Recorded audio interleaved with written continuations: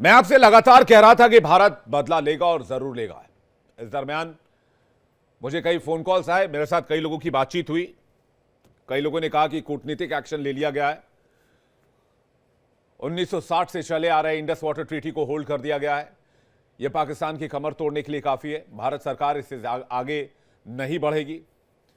तभी मैं लगातार कह रहा था दर्शकों कि भारत बहुत जल्द बहुत बड़ा इंतकाम लेने वाला है, और 15 दिनों का इंतजार पूरा भी नहीं हुआ था कि पक्के इरादे के साथ भारत ने आतंक की कमर तोड़कर रख दी। दुनिया एक बार फिर से भारत के मजबूत इरादों को सलाम कर रही है। पहलगाम में 26 मासूमों की हत्या के बदले का जवाब भारत ने 9 आतंकी ठिकानों पर ताबड़तोड़ हमले से दिया। यह हमला तब किया गया जब पाकिस्तान सो रहा था। हिंदुस्तान में भी उस वक्त कई लोग सो रहे थे, देश भी नींद के आगोश में था, लेकिन पाकिस्तान को पता नहीं था कि पाकिस्तान का काल जो है वो साक्षात आधी रात को उसके सामने खड़ा हो जाएगा। और रणनीति देखिए आप, 6 और 7 मई की दरमियानी रात पाकिस्तान के लिए खौफनाक साबित हुई। रणनीति की बात मैं कर रहा था आपसे। अगर आप रणनीति देखेंगे तो 7 तारीख को भारत ने पूरे देश में चुनिंदा राज्यों में, चुनिंदा जिलों में जो सेंसिटिव हैं, वहां पर 7 मई को मॉक ड्रिल का आदेश जारी किया गया। तो पाकिस्तान इस मुगालते में सोता रहा कि 7 को तो मॉक ड्रिल होना है और जो होना है वो 7 के बाद होना है। किसी ने एंटीसिपेट ही नहीं किया भारत की चाल को कि 7 के पहले भी कुछ हो सकता है, क्योंकि यह खबर कल शाम में ही आई थी कि 7 तारीख को मॉक ड्रिल का आदेश जारी किया गया गृह मंत्रालय की तरफ से। पाकिस्तान भारत के मूव को नहीं समझ पाया, एंटीसिपेट नहीं कर पाया। पाकिस्तान भारत के हमले के डर में 15 दिनों से जी रहा था। वहीं भारत ने पाकिस्तान को घुटनों पर लाने को मजबूर कर दिया सिर्फ एक अटैक में। भारतीय वायुसेना ने देश के दुश्मनों को उन्हीं के लहजे में करारा जवाब दिया, और ऐसा जवाब दिया कि आतंक के आका पानी मांग रहे हैं और वो पानी भी पाकिस्तान को मयसर नहीं है। पाकिस्तान भारत के कड़े कदमों पर कीदड़ भपकी दे रहा था, लेकिन भारतीय सेना ने जब जवाब दिया तो पाकिस्तान की गिग्गी बंद गई। परमाणु बम की धमकी जमीन में दब गए। हाल ही में हुए ऑपरेशन सिंदूर के दौरान जब वैश्विक मीडिया के सामने भारत का पक्ष मजबूती से रखने की बारी आई तो भारतीय सेना की कर्नल सोफिया कुरैशी और वायुसेना की विंग कमांडर व्योमिका सिंह को यह महत्वपूर्ण जिम्मेदारी दी गई। इस प्रेस ब्रीफिंग में विदेश सचिव विक्रम मिस्री भी मौजूद रहे। यह पल भारतीय सशस्त्र बलों में महिलाओं की बढ़ती भागीदारी का एक ऐतिहासिक पल बन गया, लेकिन इसके साथ साथ यह मैसेज भी दे गया कि आतंकियों ने भारत की सीमा में दाखिल होकर जिन बेटियों का सिंदूर उजाड़ा, उन्हीं बेटियों ने पूरी दुनिया को पाकिस्तान की उड़ती हुई धज्जियों के बारे में बताया, पाकिस्तान के खौफ के बारे में बताया, और पाकिस्तान जिस डर के साए में जी रहा है उसके बारे में बताया, और भारत के आक्रमण के बारे में बताया। ऑपरेशन सिंदूर 22 अप्रैल को पहलगाम में हुए विभत्स आतंकवादी हमले के शिकार मासूम नागरिकों व उनके परिवारों को न्याय देने के लिए लॉन्च किया गया था। इस कार्रवाई में 9 टेररिस्ट कैंप्स को टारगेट किया गया और पूरी तरह से इसे बर्बाद किया गया। इन लक्ष्यों का चयन विश्वसनीय इंटेलिजेंस सूचनाओं के आधार पर हुआ ताकि आतंक गतिविधियों की रीढ़ तोड़ी जा सके, और यह खास ध्यान दिया गया कि निर्दोष नागरिकों और सिविलियन इंस्टॉलेशन को नुकसान न पहुंचे।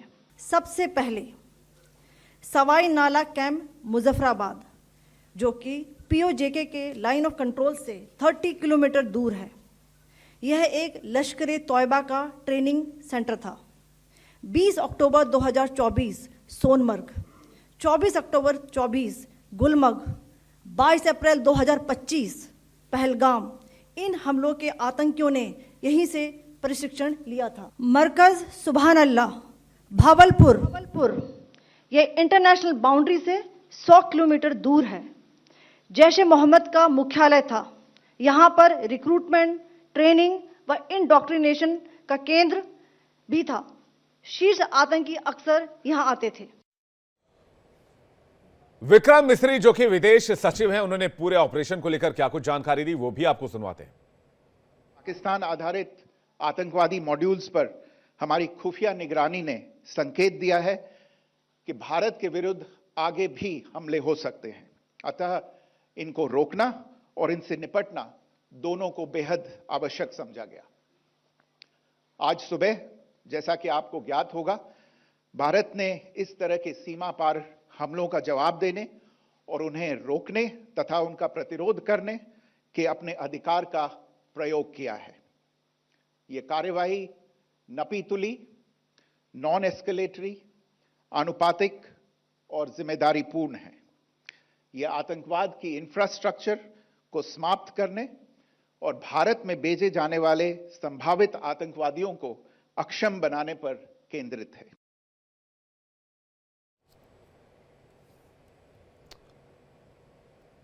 जब श्रीलंका से हनुमान जी वापस लौटे, श्रीलंका में लंका दहन करके लौटे, रावण की लंका जला करके लौटे, तो उनसे पूछा गया कि हनुमान आपने किन किन को मारा, तो उनका जवाब था जिनमो ही मारे तिनमो ही मारे, यानी कि जिन्होंने मुझे मारा मैंने उनको मारा। और ऑपरेशन सिंदूर हनुमान जी के इन्हीं आदर्शों पर टिका हुआ था। यह कहना है भारत के रक्षा मंत्री राजनाथ सिंह का। जी हां, 6 मई की रात पाकिस्तान के लिए काल बनकर आई। ये वो रात बन गई जिसे अब पाकिस्तान ताउम्र नहीं भूल पाएगा, जब तक पाकिस्तान का वजूद रहेगा, क्योंकि पाकिस्तान को उसके किए की सजा मिली है। पहलगाम में 22 अप्रैल की शाम में कत्लेआम के बाद पाकिस्तान खुद को बहुत ताकतवर समझ रहा था, एटमी हमले की धमकी दे रहा था, लेकिन 15 दिनों के इंतजार में ही भारत ने पाकिस्तान को उसकी औकात बताई। पाकिस्तान चीख रहा था, चिल्ला रहा था। पाकिस्तान में हाहाकार मचा हुआ है, जनाजों की कतार लग गई है। आतंक के आकाओं के आंखों में आंसू के सिवाय कुछ नहीं है। वो आतंकी कह रहे हैं काश मैं भी मर जाता तो बेहतर होता। पाकिस्तान अब सोच रहा है कि उसने भारत से आखिर ये तनाव क्यों मोल लिया, क्योंकि भारत ने वो कर दिखाया जो प्रधानमंत्री नरेंद्र मोदी ने पहलगाम की घटना के बाद साफ साफ कह दिया था कि किसी भी आतंकवादी को बख्शा नहीं जाएगा और निर्दोषों को इंसाफ मिलेगा। भारत ने पहले कई एक्शन लिए जिसने पाकिस्तान की नींद उड़ा रखी थी, लेकिन 15 दिन के बाद भारत ने फाइनल स्ट्राइक कर दिया, जिसकी तस्वीर अब पूरा विश्व देख रहा है। रक्षा मंत्री राजनाथ सिंह ने भारतीय सेना के जज्बे को सलाम किया। क्या कुछ कहा उन्होंने, आपको सुनवाते हैं। आप सभी जानते हैं कि आज हमारे प्रधानमंत्री जी के मार्गदर्शन में हमारे भारत की सेना ने हम सभी भारतवासियों का मस्तक ऊंचा किया है।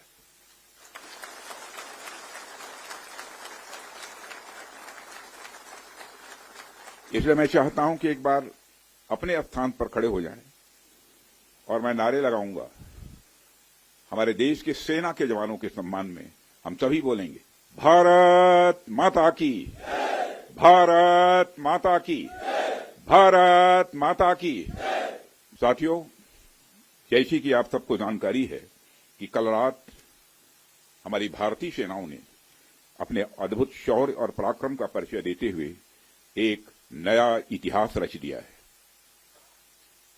साथियों, भारत की सेना ने सटीकता, सतर्कता और संवेदनशीलता के साथ कार्रवाई की है। हमने जो लक्ष्य तय किए थे उन्हें ठीक समय, तय योजना के अनुसार सटीकता से उन्होंने ध्वस्त किया है और किसी भी नागरिक ठिकाने, सिविलियन पॉपुलेशन को जरा भी प्रभावित न होने देने की संवेदनशीलता भी हमारी सेना ने दिखाई। भारत ने पहलगाम हमले का बदला लेते हुए पाकिस्तान और पीओके में 9 आतंकी ठिकानों पर हमला किया है। 1971 के बाद यह पहला मौका है जब भारत ने पाकिस्तान में घुसकर, पीओके में नहीं, पाकिस्तान में घुसकर ऑपरेशन को अंजाम दिया है। 9 तस्वीरें आपके सामने है, किस तरह से 9 स्ट्राइक को अंजाम दिया गया। ऑपरेशन सिंदूर का ये 9 वीडियो आपके सामने है, जिसमें आतंक के ठिकानों को नस्तनाबूद किया गया। ये बदला दिखाता है कि भारत भूलता नहीं है और ना ही माफ करता है। जरूरत पड़ने पर घर में घुसकर मारता है और घर में अंदर घुसकर बदला लेता है। पहलगाम हमले का बदला पूरा होने पर भारत में जोश आई है।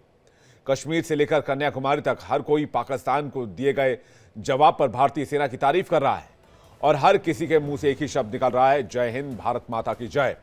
राजनीतिक हस्तियों ने भी पीएम मोदी सरकार और भारतीय सेना के जज्बे की तारीफ की है और सफल ऑपरेशन की तारीफ की है। क्या कुछ रिएक्शंस आए हैं पॉलिटिकल, वो भी आपको सुनवाते हैं। जैसे प्रधानमंत्री जी ने थोड़े दिन पहले बोला था कि मैं फोर्सेस को फ्री हैंड दे रहा हूं अपने टारगेट चूज करने के लिए और कोऑर्डिनेट करने के लिए, और फोर्सेस ने, आर्मी, नेवी, एयरफोर्स ने जो selection of target and coordination and synergy of target, जिस तरीके से उन्होंने तालमेल के साथ बहावलपुर से लेके, बहावलपुर मरीद के, ये पाकिस्तान के पंजाब में है और LET और जैश मोहम्मद के हेडक्वार्टर्स हैं, से लेकर राइट अप टू ऊपर जाएं तो मुजफ्फराबाद, कोटली तक 9 टारगेट को एक साथ हिट करना और इतनी प्रिसीजन के साथ हिट करना कि कोलेटरल डैमेज जीरो है, यानी कि कोई सिविलियन कैजुअलिटी नहीं है, कोई मिलिट्री इंस्टॉलेशन को टच नहीं किया। तो ये जो कोऑर्डिनेटेड तरीके से फोर्सेस ने, प्रधानमंत्री जी ने जो विश्वास दिखाया था फोर्सेस में, फोर्सेस उस विश्वास पे पूरा उतरी हैं। पाकिस्तान में देख रहा हूँ सुबह से बोले जा रहे हैं इंडिया ने एक्ट ऑफ वॉर कर दिया है, हिंदुस्तान ने लड़ाई घोषित कर दी है। ये एक टेररिस्ट हमला था जो हमारे नागरिकों के ऊपर हुआ था पहलगाम में, उसका जवाब हमने टेररिस्ट के ठिकानों पे वार करके उसका बदला लिया है। 9 प्रिसिजन अटैक्स किए गए और वो 9 टारगेट्स वही थे जो फैक्ट्रियाँ थी, टेररिज्म की फैक्ट्री थी, उनके घर थे, ट्रेनिंग प्रोग्राम्स थे और लीडरशिप भी थी। हिंदुस्तान ने, मेरे भारत सरकार ने वही किया जो कहा, और मैं समझती हूँ ये रिएक्शन नहीं है, ये एक्शन है, क्योंकि 15 दिन की सोच समझ के बाद किया गया, ये एक्शन है। तो रिएक्शन नहीं समझा जाए, क्योंकि रिएक्शन होता है कि आज तुमने मुझे पत्थर मारा, मैंने अभी मारा आपको पत्थर, उसको कहते हैं रिएक्शन। लेकिन 15 दिन की सोच समझ के बाद किया, इसको कहते हैं समझदार एक्शन। ये है भारत सरकार की काबिलियत। भारतीय सेना का मैं बहुत अभिनंदन करना चाहता हूं, उनको बधाई देना चाहता हूं, उनको धन्यवाद देना चाहता हूं। जिस प्रकार से पाकिस्तान में घुसकर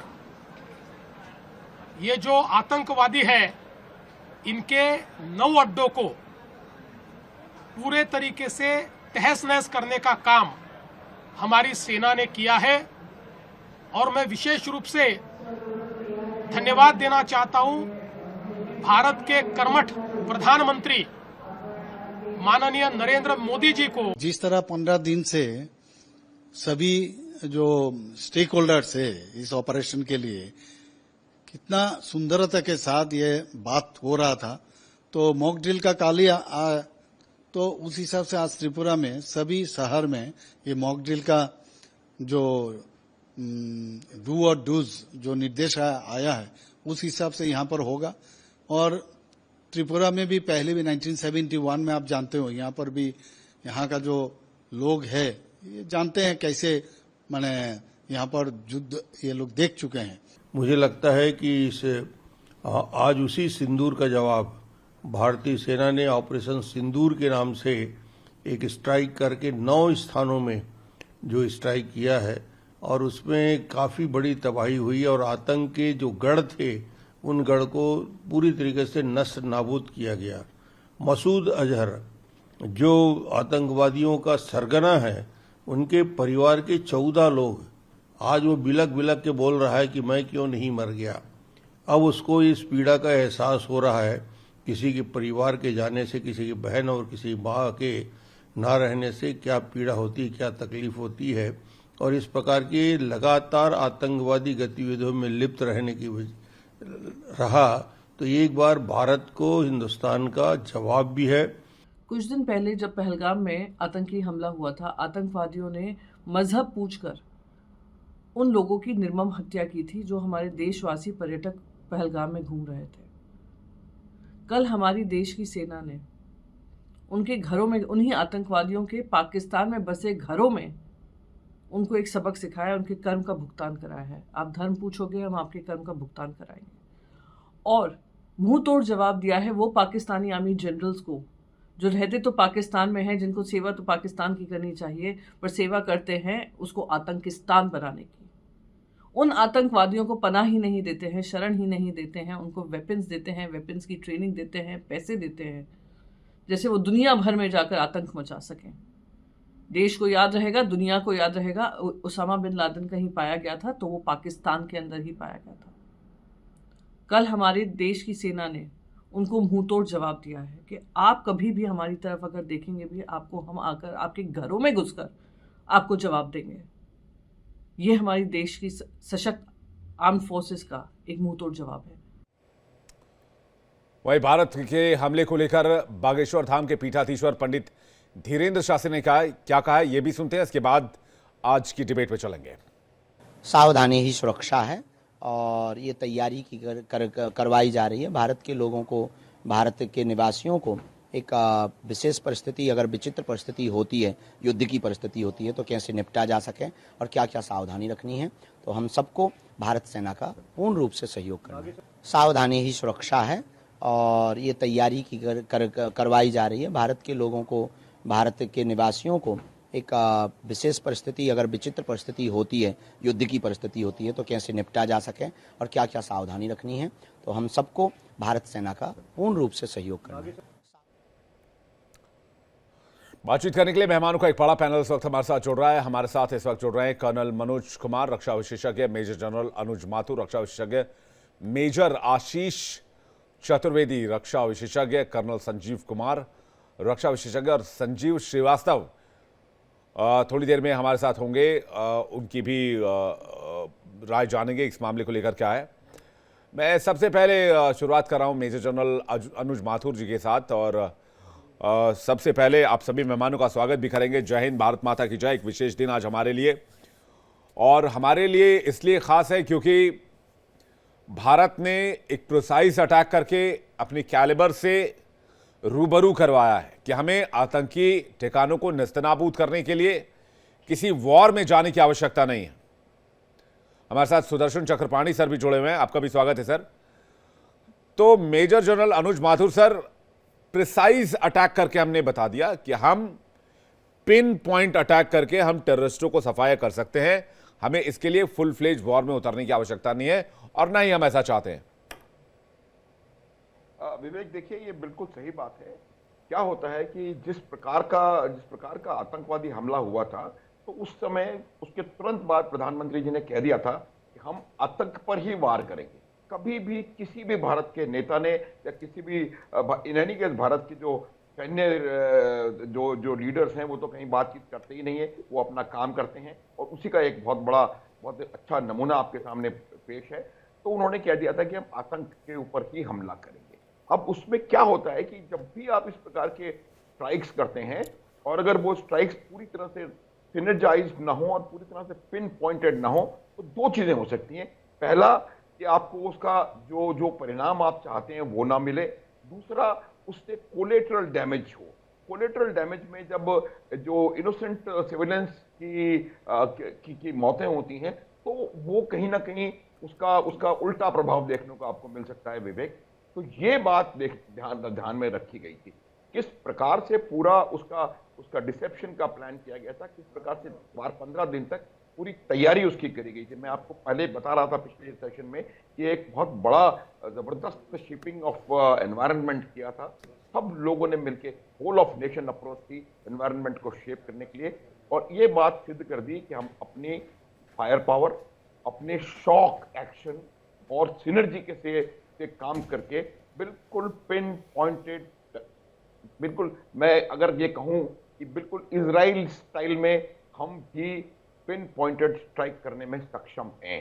हम भी एक बंदे को ढूंढ करके और उसको कहीं और जा करके तबाह कर सकते हैं। ये बहुत बड़ा मैसेज है, और ये मैसेज चला गया है।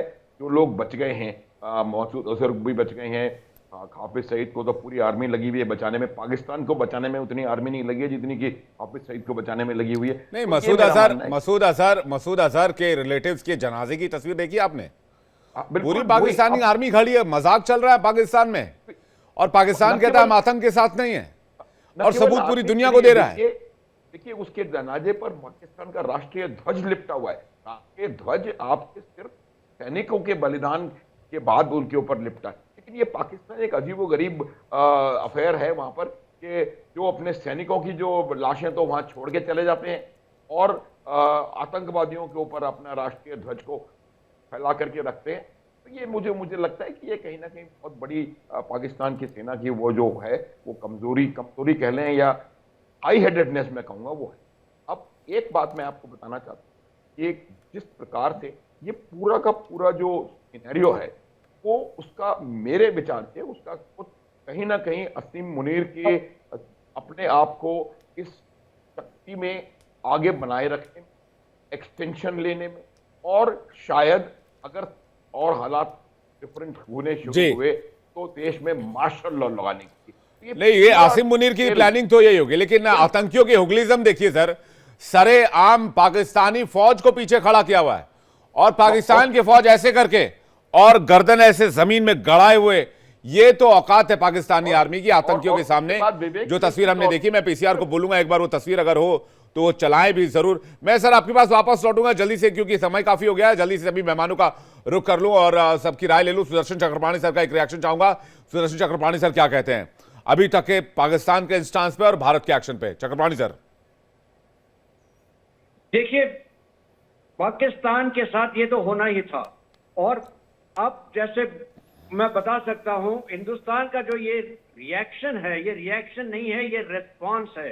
आपने सोच समझ के सटीक तरीके से कैलिब्रेटेड रिस्पॉन्स दिया है। जी, कैसे किया है आपने? स्टेप बाय स्टेप एस्केलेट करके, स्टेप बाय स्टेप 15 दिन लगा के आपने बताया है, और पाकिस्तान को मौका दिया है हर बार कि आप अपने कदम पीछे हटा लें। क्यों? क्योंकि आप जिस रास्ते पे हैं, यहाँ पे अंत सिर्फ तबाही है। अगर पाकिस्तान ने नहीं मानी ये बात, तो मजबूरन भारत को अटैक करना पड़ा, मजबूरन, वरना बहुत मौके थे। जब अटैक करना पड़ा तो क्या किया हमने? प्रिसाइज, एग्जैक्ट, एक्यूरेट अटैक्स किए हैं 9। हर जगह में एक मिसाइल नहीं, कई मिसाइलें दागी हैं, और इतनी एक्यूरेसी से दागी हैं कि उनके आसपास जो रिहायशी इलाके थे, उनके आसपास बहावलपुर में 2 किलोमीटर दूर कैंटोनमेंट था, वहां पे कोई क्षति नहीं पहुंची। आपने वो दिखाया जो यूएस कर सकता है, इजराइल कर सकता है, आज वो हिंदुस्तान कर सकता है। ये बड़ी बात कह रहे हैं सर जी। दिखाई, आपने अपनी ताकत दिखाई। अब आगे क्या होगा? सिंपल सी चीजें होंगी। पाकिस्तान को अपने कदम वापस लेने होंगे। अगर नहीं लेता है तो Bharat financially, economically, politically, geopolitically और डिप्लोमेटिकली हर तरीके से पाकिस्तान को दिखाएगा कि अब आपके हाथ में कुछ नहीं है। पाकिस्तान की आर्मी को डिस्क्रेडिट करेगा, उसको पॉलिटिकली इररिलेवेंट करेगा, आवाम के सामने पाकिस्तान की आर्मी को बिल्कुल निर्वस्त्र करके दिखाएगा कि ये लोग अपनी जो जिम्मेदारी नहीं ले सकते, अपने आप को प्रोटेक्ट नहीं कर सकते, आपको क्या करेंगे। और काफी चीजें ये करने के लिए हमें अपने आप कुछ ना भी करना पड़े। बलूचिस्तान है, पख्तूनिस्तान है, अफगानिस्तान है, और इन सब के आप स्टेटमेंट्स देखिए। अफगानिस्तान तो यहां तक कहता है कि अगर पाकिस्तान ने हमारे ऊपर हमला किया टेररिस्ट हाइडआउट को मारने के लिए, अब हिंदुस्तान ने जो किया वो क्या गलत किया। हाँ, मतलब दुनिया के सामने क्या कहेंगे कि भाई पाकिस्तान ने ये साबित करो कि तुम्हारे हाइडआउट्स नहीं थे आतंकियों के। अब पाकिस्तान के डेप्यूटी पीएम इशाक डार कह रहे हैं हम अभी भी रेस्ट्रेन एक्सरसाइज करेंगे, यानी कि हम संयम का परिचय देंगे। तो दुनिया को शक्ल क्या दिखाएंगे? आप दुनिया में क्या जाकर बोलेंगे कि हमारे लॉन्चिंग पैड्स नहीं थे वहां पर, हमारे यहाँ पर इन इलाकों में ट्रेनिंग कैंप्स नहीं थे? मैं इस पर मनोज सर आपका रिएक्शन चाहूंगा। मनोज सर देखिए, अभी तक जो आवाजें उठ रही थी जनता की तरफ से कि मोदी जी सब कुछ रोको, पाकिस्तान में घुसकर पहले उनको ठोको, जो कि हमने करके दिखाया। और अभी जो इसके बाद की कार्रवाई है, ये सब डिपेंड करेगा जो रिएक्शन पाकिस्तान की तरफ से आता है। पाकिस्तान से रिएक्शन ना आए, इसके लिए कितने सटीक शब्दों में कहा गया कि हमने पूरा संयम बरता और केवल उन ठिकानों को हमने निशाना बनाया जहां पर उग्रवादी थे, जहां पर ये आतंकवादी थे, और हमने कोई भी कोलेटरल डैमेज नहीं किया। ये बहुत बड़ा बयान है। तो पाकिस्तान संयम बरतने की बात क्यों कह रहा है? नहीं, हमने कहा पाकिस्तान को, हम अपने जो सुबह की प्रेस ब्रीफिंग में, और पाकिस्तान भी नहीं चाहता एक्चुअली कि बस उसको वो अपना मुंह छुपाना चाहता है। और अभी देखते हैं उनकी तरफ से क्या होता है, क्या रिएक्शन आता है। जी जल्दी से सीधा इस वक्त रुख करेंगे। हमारे साथ कर्नल संजीव कुमार बने हुए। संजीव कुमार जी, क्यों पाकिस्तान अपने कदम पीछे खींच रहा है? क्या पाकिस्तान के पास आखिरी विकल्प यही है, या पाकिस्तान जानता है कि जंग में उतरा तो वो ज्यादा से ज्यादा 48 घंटे का मेहमान है। देखिए, एक चीज तो इस बार बिल्कुल क्लियर हो गई, जो कि ये दुनिया से छुपाता रहता था कि मैं आतंकों का गढ़ नहीं हूं।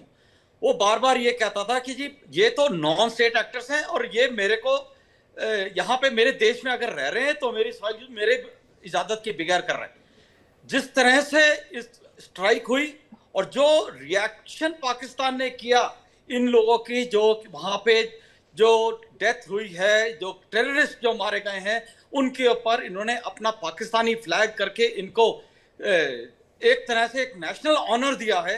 ये तो उसने पूरे दुनिया के सामने कबूल कर लिया कि जी हम इनको टेररिस्ट को एक पनाह देते हैं और हमारे ही देश में पन रहे हैं और ये हमारे सिटीजन हैं जिसको हम रिस्पेक्ट और रिगार्ड दे रहे हैं, जो कि एक शहीद को दिया जाता है, वो उन्होंने किया। तो एक तो ये उसका ऊपर से फेस के ऊपर से नकाब उतर गया। दूसरा अब ये है कि उसको क्लियर हो गया है कि अभी तक तो गिरदर बकी दे रहा था कि जी मैं ये कर दूंगा, मेरी रेड लाइन आपने मेरे पर अटैक किया तो मैं न्यूक्लियर चढ़ा दूंगा, मैं ये कर दूंगा। तो उसके ऊपर भी उसको बहुत क्लियर हो गया कि जी देखिए हमने बिल्कुल स्ट्राइक प्रिसीजन की है और जो डेजिग्नेटेड टारगेट्स है उसके ऊपर की है। कोई कोलैटरल डैमेज नहीं हुआ, कोई सिविलियन की डेथ नहीं हुई, कोई मिलिट्री पर्सनल की डेथ नहीं हुई। ये एक बहुत बड़ी चीज है और ये उसको और क्लियर है कि जी भारत के साथ पूरे विश्व खड़ा हुआ है। आज की तारीख में कोई भी इस्लामिक कंट्री ने इस अटैक को कंडेम नहीं किया है। ये भी देखिए आप, वो सब के सब ये कह रहे हैं कि जो किया है वो अच्छा किया है, लेकिन अब रिस्ट्रेंट रखना चाहिए। सो पाकिस्तान के ऊपर है कि वो कैसे रिएक्ट करता है। अगर उसने कोई ऐसा रिएक्शन किया जो कि सोचे समझे नहीं किया तो पाकिस्तान बर्बाद हो जाएगा। इट इज वेरी क्लियर कि Pakistan has to now exercise restraint and think from their head and not from their heart. ठीक है, मैं यही सवाल मेजर आशीष चतुर्वेदी जी के पास ले जा रहा हूं। आशीष जी, ये संयम बरतने का जो ये ड्रामा पाकिस्तान कर रहा है, इसके पीछे की दो वजहें तो देश जानता है। एक, पाकिस्तान की कैपेबिलिटी नहीं है। दूसरा, वो आतंकी हाइडआउट्स को या ट्रेनिंग कैंप्स को छिपाने की कोशिश कर रहा, वो एक्सपोज हो जाएगा। अगर उसने यहां पर डिफेंड करने की कोशिश की, इन इलाकों को दुनिया को बताना पड़ेगा कि क्या आपके टेरर कैंप्स, लॉन्चिंग पैड्स यहां से चल रहे थे या नहीं चल रहे थे। और पाकिस्तान जो है वो जो दाने दाने को मोहताज है, वो जंग में आएगा भी तो कैसे आएगा? निश्चित रूप से देखिए, पाकिस्तान अपना चेहरा किसी तरह बचाना चाहता है और इसलिए वो इस तरीके की बयानबाजी कर रहा है। और ये भी देखिए कि जब पहले वो इस तरीके की बयानबाजी कर रहा था कि हम न्यूक्लियर स्ट्राइक कर सकते हैं, हमारी कैपेबिलिटी है, तो वो एक गीदड़ भक्की थी कि जिससे कि वो ये नहीं चाह रहा था कि कन्वेंशनल वॉर में हम जाएं। मेरे ख्याल से पाकिस्तान को ऐसा लग रहा था कि हम एक फुल स्केल वॉर में जाएंगे और उसमें पाकिस्तान को बहुत ज्यादा क्षति उठानी पड़ेगी। उनका मानना यही था और वो अभी भी उसी चीज को अवॉइड करना चाह रहे हैं। यहाँ पे मेरी सोच थोड़ी सी बाकी चीजों से अलग है कि हाँ, हम लोगों ने बहुत प्रिसिशन जो है वो टारगेटिंग करी और बहुत सफलतापूर्वक करी है। लेकिन आप ये भी याद करिए कि आप ये काम 2 बार पहले भी कर चुके हैं।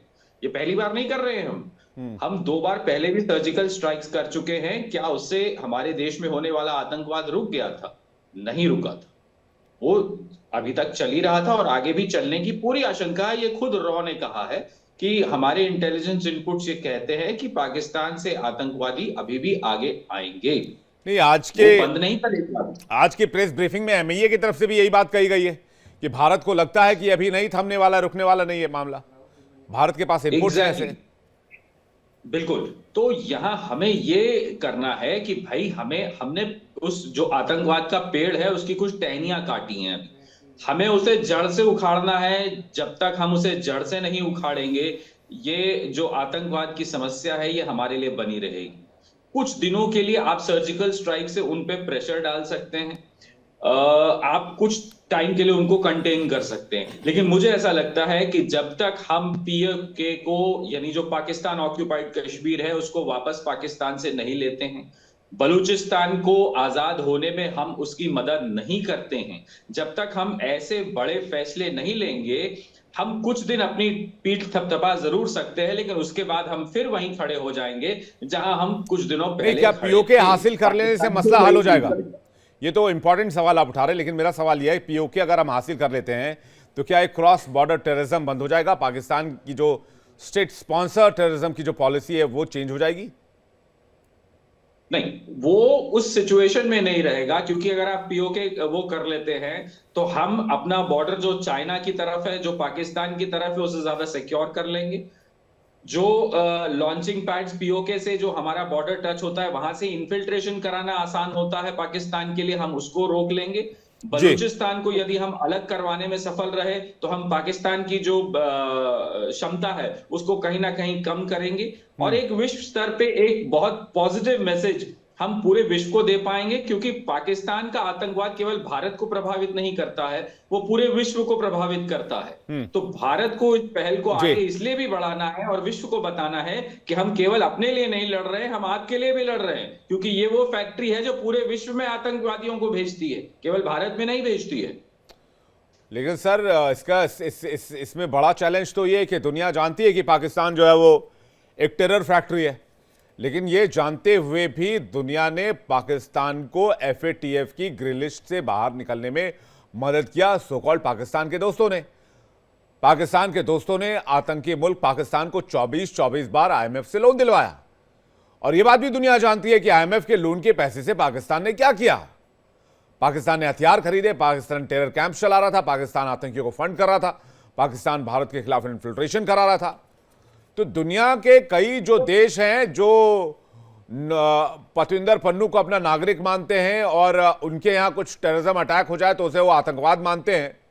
तो ये जो डबल पॉलिसी है जिसकी आलोचना विदेश मंत्री एस जयशंकर कई बार कर चुके हैं और कई मंचों पर आईना भी वेस्टर्न वर्ल्ड को दिखा चुके हैं, बात उस पर भी होनी चाहिए। अब बात सिर्फ पाकिस्तान की नहीं है, पाकिस्तान को जिंदा रखने में जिन मुल्कों का हाथ है उनकी अकाउंटेबिलिटी भी तय होनी चाहिए, और उससे भी भारत को अब दो टूक बात करनी चाहिए।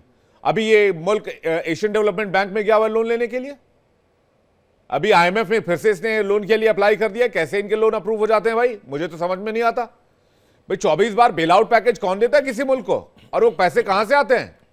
अनुज माथुर सर कुछ कहना चाह रहे हैं। अनुज माथुर सर, देखिए मैं जो बात बता रहा हूं वो ये है, देखिए कि हमको एक बात बिल्कुल साफ तौर पर समझने की आवश्यकता है। पाकिस्तान का एजेंडा जो है वो कश्मीर नहीं है।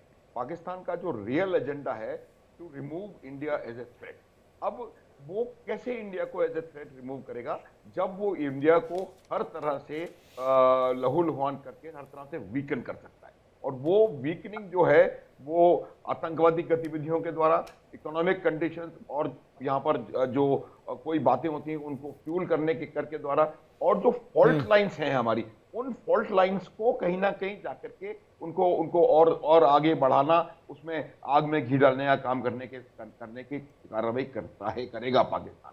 तो हमको ये समझने की जरूरत है कि अब पाकिस्तान क्या करेगा। हो सकता है पाकिस्तान कोई मिलिट्री रिटेलिएशन ना करे, लेकिन आपको अचानक से टेररिस्ट एक्टिविटीज में भारत में कहीं ना कहीं एक तेजी आती हुई नजर आए, तो अभी हमारी आवश्यकता ये है, देखिए कि हम किसी भी प्रकार से पाकिस्तान की जो टेररिस्ट हैं, ये बात आप बिल्कुल भूल जाएं कि वो कुछ नहीं करेंगे, कुछ ना कुछ वो जरूर करेंगे। और उनका अब आसान करने का तरीका मेरे हिसाब से ये होगा कि वो भारत में स्थित अपनी स्लीपर सेल्स को एक्टिवेट करें और यहाँ कुछ कार्रवाई करवाएं, पहली बात।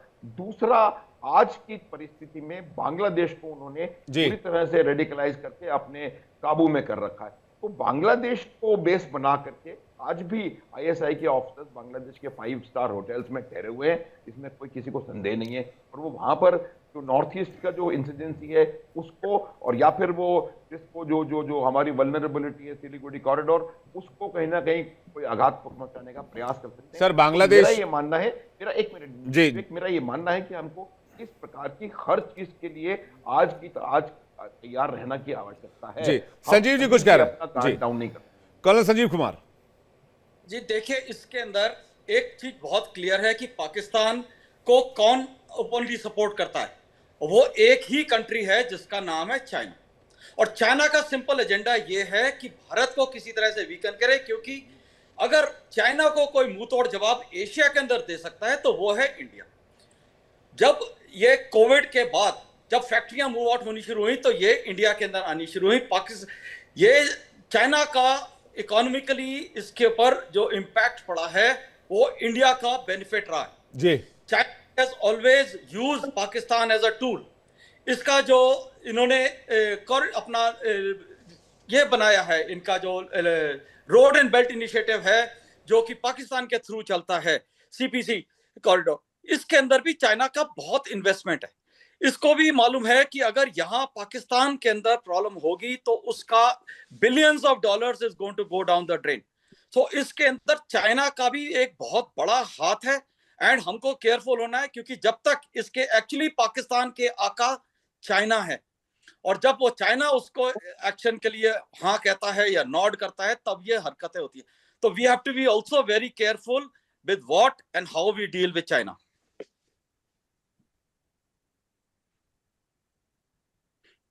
ट्रेड को कम करने की कोशिश करेंगे, ट्रेड डेफिसिट बहुत ज्यादा, उस ट्रेड डेफिसिट को कम करने की कोशिश करेंगे। चाइना के खिलाफ इतना ही तो किया ही जा सकता है, चाइनीज प्रोडक्ट का बहिष्कार तो करने की कोशिश की ही जा सकती है।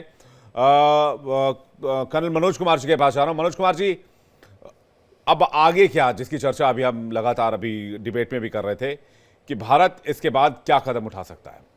देखिए, भारत इसके बाद हमें पूरी तैयारी रखनी चाहिए, हमें सतर्कता बरतनी है, अपने पूरे पॉपुलेशन को इसके लिए री एनर्जाइज करना है और तैयारी करनी है सुरक्षा के हित में। खासकर जो हमारे बॉर्डर एरियाज़ हैं वहाँ पे हमारी पॉपुलेशन का हमें रख रखाव करना है, बचाव करना है, हमारी सेनाओं को पूरी तरह से सतर्क रहना है और जो हमारी सरकार है वो इस पर पूरी तरह से तत्पर है। हमें अपना कोई भी इसमें कोई भी गार्ड डाउन नहीं करना है। आप देखिए, एक और बात मैं बताना चाहता हूँ, यहाँ पर जो खबरें आ रही थी राफेल जो उनके पास थे, उनकी आधे से ज़्यादा बेड़ा वो तो ग्राउंडेड है। उनके JF-17 जो 160 बताए जाते हैं उनमें से केवल उनके 30-40 ही वहाँ पे, उनके F-16 की बात कर रहे हैं आप? F-16 भी और JF-17 वो सारे ग्राउंडेड है काफ़ी हद तक। तो उनके पास बहुत स्थिति खराब है। उनके पास तेल मात्र 7 दिनों का या 5 दिनों का बताया जाता है। जो उनके पास एम्युनिशन है उसकी सप्लाई केवल उनके पास 7 दिनों की बताई जाती है, जो जिसको कि वॉर वेस्टेज रिजर्व बोलते हैं, केवल 7 दिनों का है। तो जब इतनी जानकारी हमारे पास है कर्नल साहब, तो हम कहते हैं कि भाई आप पीओके का हिसाब किताब करके उसको देखिए, ये मामले को रफा दफा कीजिए वंस एंड फॉर ऑल। ये स्वतः ही होगा। और देखिए, इसमें इंटरनेशनल पूरी जो राजनयिक प्रक्रिया है, डिप्लोमेसी है, उसका भी हमें ख्याल रखना पड़ेगा और उस लिहाज से थोड़ा संयम बरतिए। अपने आप ही जो स्थितियां उसके अंदर पाकिस्तान के अंदर हो रही हैं वो अपने आप ही इनका विघटन होगा, जैसा मैं कह रहा हूं। और कहते हैं ना, सिंध के बिना हिंद नहीं, तो सिंध भी हमारा होना होगा भविष्य में। जो मैंने पहले कहा था विघटन का जरूरी है, वो होने वाला है। साथ ही एक लास्ट लाइन जो मैं बोलूंगा, जो मोदी जी का है ना, सबका विकास, सबका विश्वास, सबका प्रयास और अब सब आतंकवादियों का सर्प विनाश। जी बिल्कुल, आतंकियों का सर्वनाश, इसके साथ जोड़ दिया आपने। चक्रपाणी जी के पास जा रहा हूं। चक्रपाणी जी, पीओके के लिए लगातार बातचीत हो रही है, भारत के जो एफर्ट्स दिख रहे हैं, भारत की जो तैयारी दिख रही है, वो पीओके हासिल करने को लेकर ही नजर आती है। कई बार ये कयास भी लगाए जा रहे हैं। अभी जिस तरह से स्टेट बॉर्डर्स को के सीएम के साथ गृह मंत्री ने मीटिंग की है, इसके अलावा भारत जो तैयारी कर रहा है, चाहे मैसिव तैयारी है, 300 जिलों में मॉक ड्रिल करना, इसके अलावा भी अगर आप देखेंगे कि जवानों की छुट्टियां रद्द कर देना, अधिकारियों की छुट्टियां रद्द कर देना, उनको फौरन काम पे वापस बुलाना, संकेत किसी बड़े हमले के आसार के लग रहे हैं। नहीं, मुझे नहीं लगता कि ये बहुत बड़े हमले के आसार हैं। ये बहुत कुछ कम कर रहे हैं प्रिवेंटिव, ताकि कोई हमला ना हो सके। हमारा मकसद ये नहीं है कि हमें हमारे ऊपर हमला हो, हमें प्रिवेंट करना है। हमें प्रिवेंट करने के लिए हमारे पास 3-4 रास्ते हैं। सबसे पहला रास्ता यह है कि हम अपने आप को इतना सशक्त कर सकें कि हमारे ऊपर दूसरा हमला ना कर पाए, और अगर करे भी तो हम उसके ऊपर डैमेज करेंगे, उसका हमले को नाकामयाब करेंगे। इसलिए हमें अपने आदमी चाहिए, इसलिए हमें असला चाहिए, इसलिए हमें अपने वेपन्स चाहिए, इसलिए हमको अपना एम्युनिशन चाहिए। और ये सब चीजें पिछले 15 दिन में आप देख रहे हैं कि हो रही हैं।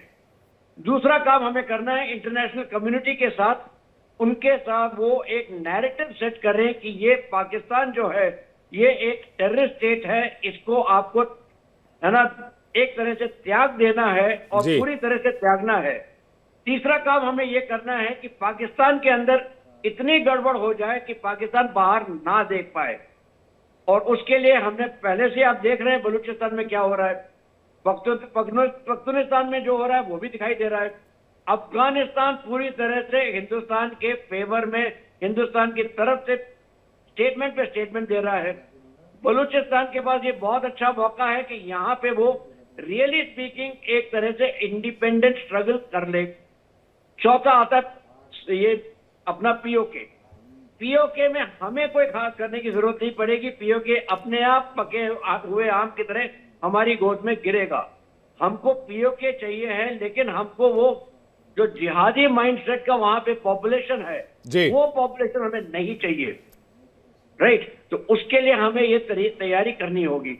एक और काम हमें ये करना है कि पाकिस्तान में अगर आतंकवाद आगे से ना आए, उसके लिए हमको पाकिस्तानी आर्मी, जो मदर ऑफ ऑल टेररिज्म है, वही है जड़ पाकिस्तान में टेररिज्म की, वही है जड़ पाकिस्तान के हर बुरे कामों की, उसको आपने बिल्कुल नष्ट करना है पाकिस्तानी आवाम की आंखों में।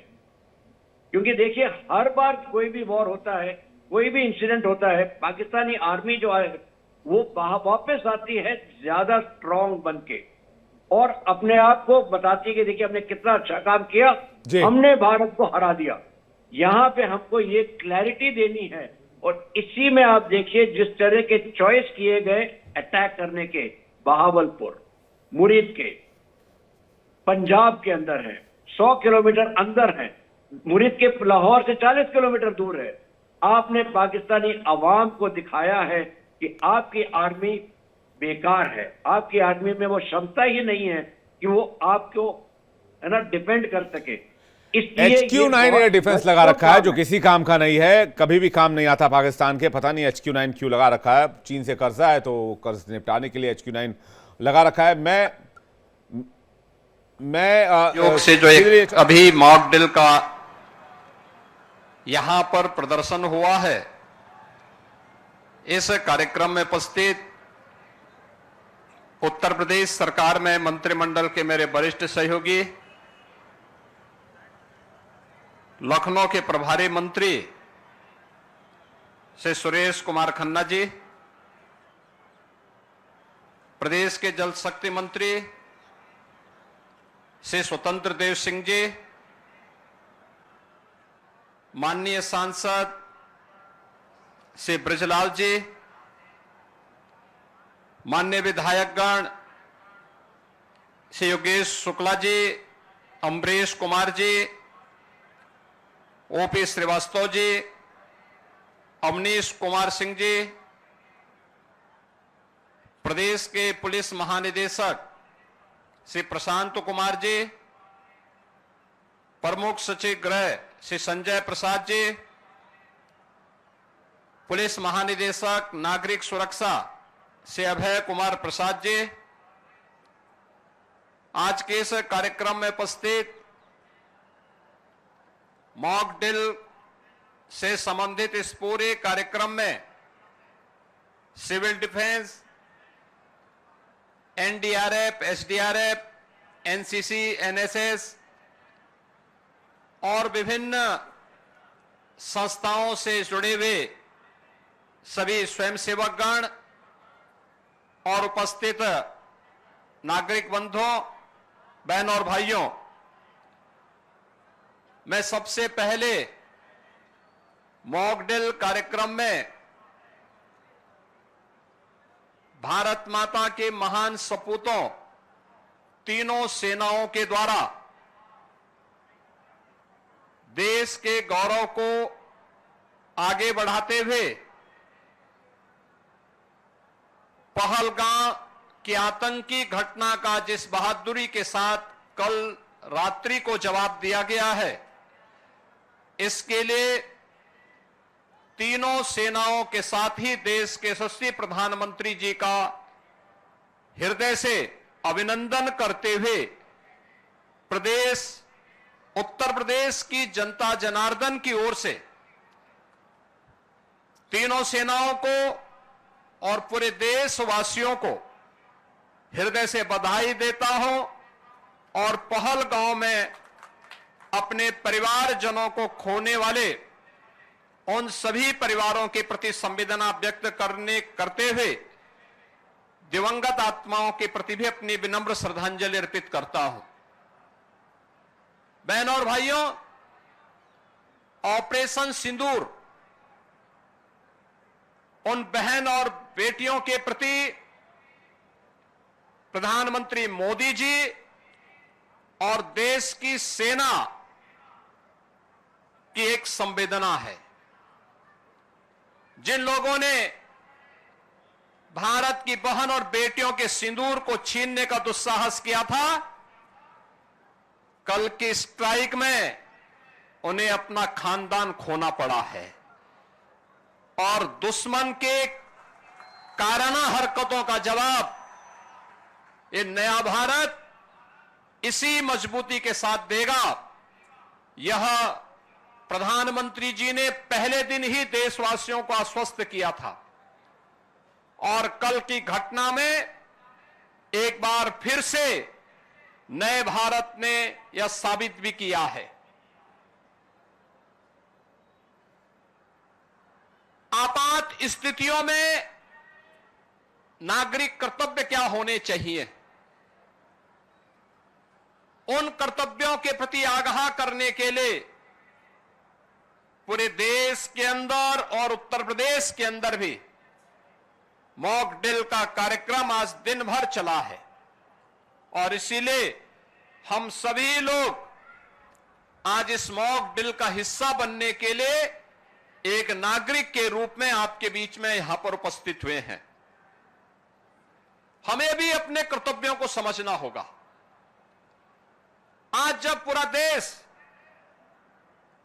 एकजुट होकर के भारत की बहादुर सेनाओं के पराक्रम का लोहा दुनिया मान रही है, तो हमें भी देश की सेनाओं के साथ सेना, अर्धसेना, पुलिस बल और उन सभी संस्थाओं के मनोबल को बढ़ाने के लिए पूरे मजबूती के साथ उनके साथ खड़ा होना होगा। ये मॉक ड्रिल का कार्यक्रम उसी का हिस्सा है। आपातकालीन कोई स्थिति ऐसी पैदा होती है, उन स्थितियों में हमारा दायित्व बनता है कि दुश्मन को कहीं भी कोई ऐसा अवसर न मिले, किसी विरोधी को कोई ऐसा अवसर न मिले जिससे जन धन की कहीं हानि हो। उससे बचाव करने के लिए क्या उपाय हो सकते हैं? आपने देखा होगा कि किस तरीके से क्रमबद्ध तरीके से सिविल डिफेंस ने, एनडीआरएफ ने आपके सामने उसका एक प्रदर्शन किया है और यह केवल एनडीआरएफ या सिविल डिफेंस के लिए ही नहीं, केवल एनसीसी, एनएसएस, स्काउट गाइड या एसडीआरएफ या होमगार्ड या आपदा मित्रों के लिए ही नहीं, आम नागरिकों को भी इनके साथ जुड़ना पड़ेगा, देखना पड़ेगा, अपने कर्तव्यों के प्रति आगाह होना पड़ेगा। और यही वर्तमान समय में पूरे देश के प्रति प्रत्येक नागरिक का दायित्व बनता है कि देश पहला, हम देश के आन मान और शान के साथ किसी को भी खिलवाड़ नहीं करने देंगे। भारत माता के खिलाफ जिन लोगों ने साजिश रची है, इसमें सेना की कार्रवाई का पूरा समर्थन करते हुए प्राण प्रण से उनके साथ एकजुट होकर के उनके मनोबल को आगे बढ़ाने के लिए हम भी कार्य करेंगे। और हमारे गांव में, हमारे शहर में, हमारे मोहल्ले में जहां कहीं भी सुरक्षा से संबंधित कोई मामला आता है, जहां कहीं भी देश के आन मान और शान से संबंधित कोई ऐसा पहलू सामने आता है, उसमें हमारी प्राथमिकता में पहले देश होना चाहिए, तब कुछ और होना चाहिए। इस भाव के साथ हम सबको मिलकर के कार्य करना होगा। मॉक ड्रिल के इस कार्यक्रम के लिए मैं civil defence, NDRF Uttar Pradesh police, SDRF और अन्य सभी संबंधित संस्थाओं को हृदय से धन्यवाद देता हूं।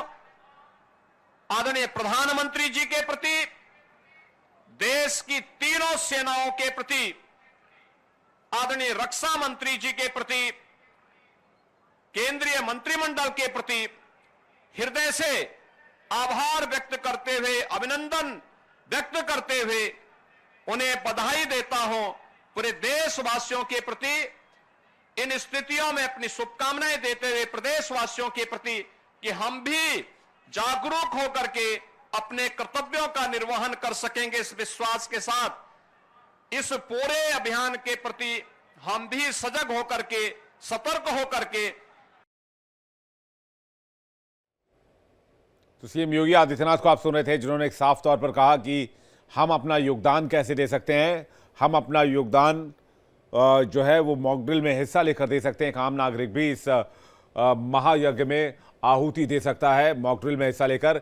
ये मॉक ड्रिल सिर्फ सिविल डिफेंस के लिए नहीं है, ये मॉक ड्रिल सिर्फ एनएसएस कैडेट्स के लिए नहीं है, ये मॉक ड्रिल हमारे जवानों के लिए नहीं है, ये मॉक ड्रिल पूरे देश के लिए है। ये मॉक ड्रिल जो है वो देश के हर नागरिक के लिए है। तो इस मॉक ड्रिल में सारे जो नागरिक हैं वो एक तरह से बढ़ चढ़ कर हिस्सा लें और साथ ही साथ ये देश को बताएं कि देश इस वक्त एकजुट है।